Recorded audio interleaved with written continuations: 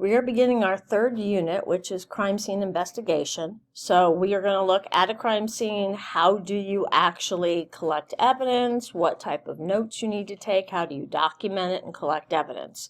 There is a note guide that goes with this, so I suggest you have that open at the same time and take notes and pause the video while we're going through so that you can take the notes. So the actual standard that we are studying is the purpose of this is to be able to differentiate procedures for securing and documenting a crime scene. The actual steps that breaks down into is the student will be able to list the steps in crime scene investigation. You will also be able to understand that evidence type determines the packaging, and you will be able to model correct evidence collection. And then the last thing is the importance of chain of custody, that it is essential to keep track of the evidence once it's collected, of who checked it out, what the purpose was, when it was returned. If you cannot tell where the evidence was at all times, it may not be able to be submitted in court.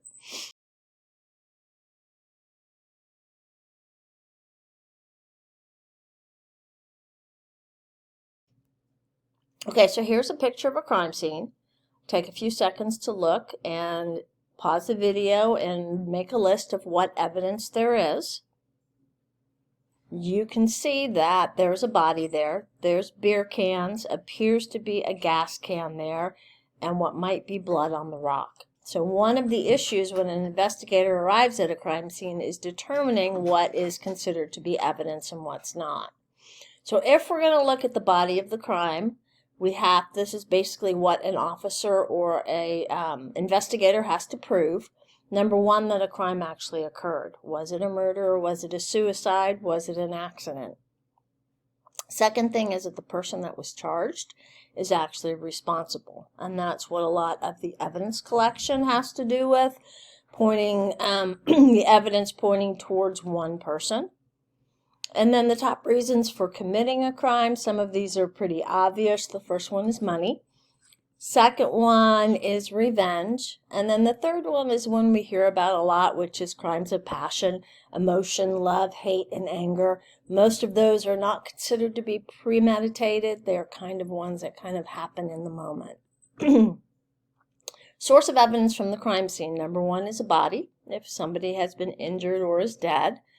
There are primary and often secondary crime scenes, so different locations where evidence is found.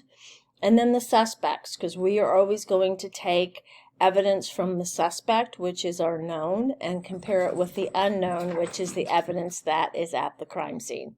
If you're hearing noises in the background, it's our cat playing with his spring. So, what is a crime scene? So we're going to look at, this individual is Ennis Crosby. If you've ever heard of Bill Crosby, that is his son. He was actually killed on a highway late at night changing a tire. They believe that it was kind of a botched crime scene. So a crime scene is anywhere evidence can be found. And so if there are multiple places that evidence is associated with the crime, then there are considered to be multiple crime scenes. So the primary crime scene is where the crime actually occurred. Secondary is where events related to the crime occurred. So for example, if somebody was kidnapped at their apartment, the person took them someplace else, they were actually killed at the second location. The second location is considered to be the primary crime scene because that's where the body is. Their apartment is a secondary crime scene. So a lot of times evidence can occur in more than one place for a specific crime. All right, so the steps in crime scene processing. The first one is to observe and secure the scene, make sure that the safety of the individuals, the victims, the witnesses at the scene, and also the safety of the officers is ensured. Second step is to document the scene. That includes taking photographs.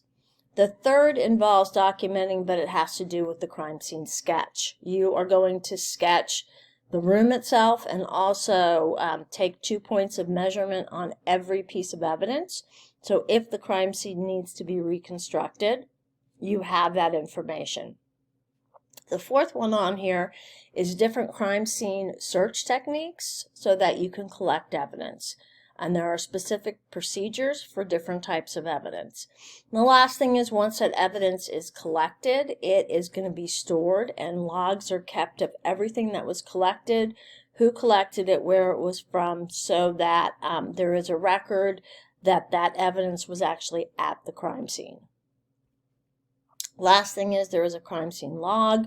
Part of it's who comes in and who comes out of the crime scene. It also involves keeping an evidence log that logs every piece that's actually collected. So this is filled out throughout our process. So a little bit more on step one. It starts before the person actually walks into the crime scene, because there can be other places where evidence is found. Events before or after the crime scene can be important. When an investigator enters a crime scene, they are always going to somehow alter the crime scene, so it's the first officer who arrives there who has to be very observant to notice types of evidence that might not still be there once other people have entered the scene. So the first responding officer's job, they have three main priorities. The first one is to ensure the safety of the individuals in the area. So if anyone is hurt, they call for medical attention. If there are chemicals there, then they can call the units that need to come in and deal with that. If there is arson, explosives, etc. So their job is to make sure that the individuals that are hurt get the attention they need, but also if there's others, they have to call in for help. Second thing is to preserve the evidence of the crime scene. So they're going to tape it off. They're going to restrict who comes in and out of the crime scene, and they're going to keep a log of all visitors. That way there's a record of who came into contact with the actual crime scene. The other thing is they need to take good notes about both transient and conditional evidence. And we talked about transient and conditional evidence last chapter.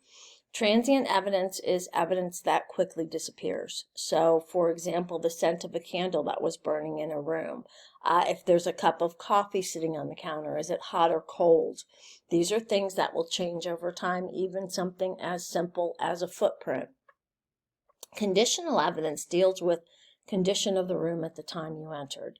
So were lights on and off? Were doors open or closed? So it tells the first officer a lot about what the conditions were like when the crime may have occurred.